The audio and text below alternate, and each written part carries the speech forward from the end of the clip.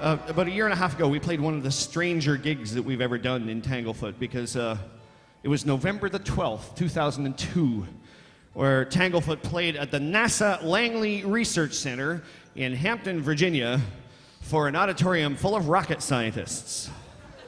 At 2 o'clock in the afternoon. I mean, you think of Canadian folk music, you think of the space shuttle. They're just like one and the same almost, aren't they?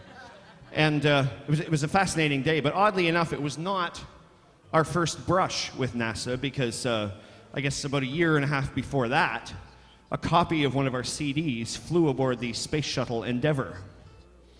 It was April 2001.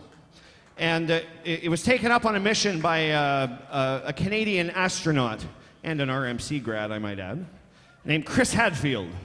And Chris Hadfield, he was the only Canadian on that mission. The rest of the crew were, of course, American astronauts, and most American astronauts are still ex-military, which has, and I have always wondered how this next song went over in the cockpit, because Chris got to pick the dinner music on day 6, and apparently he played this song, shall we say, more than once during dinner, and I always wondered how this went over with a bunch of these other astronauts who, as I said, are not Canadian astronauts, but American astronauts.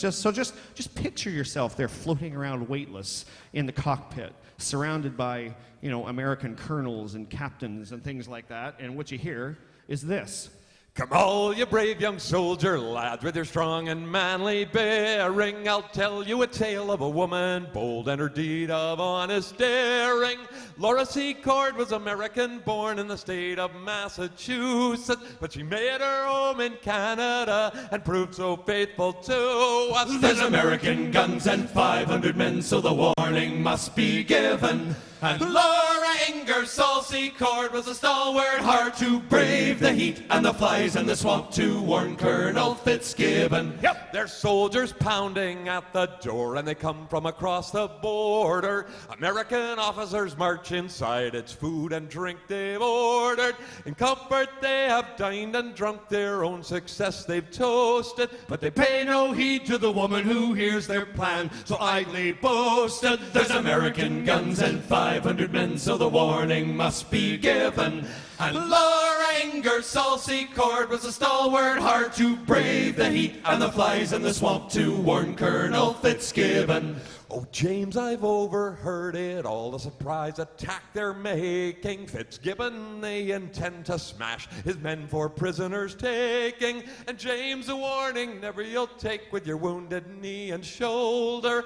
I myself must carry it past the sentries and the soldiers. Hey, there's American guns and 500 men, so the warning must be given. And Laura Ingersoll Secord was a stalwart heart to brave the heat and the flies in the swamp to warn Colonel Fitzgibbon. Yep. It's an all-day tramp to the British camp by way of Shipman's Corners. There's snakes and flies and sweat in her eyes. There is no respite for her. She's lost her shoes in the muck of the bog. Her feet are torn and blistered. But there's many a soldier lad to be spared if the message be delivered. There's American guns and 500 men, so the warning must be given.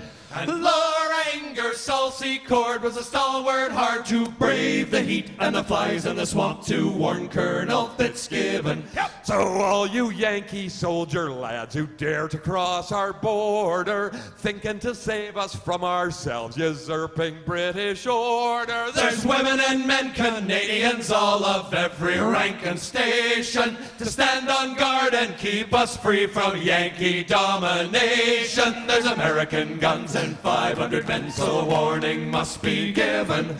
And Laura Ingersoll Secord was a stalwart heart to brave the heat and the flies in the swamp to warn Colonel Fitzgibbon.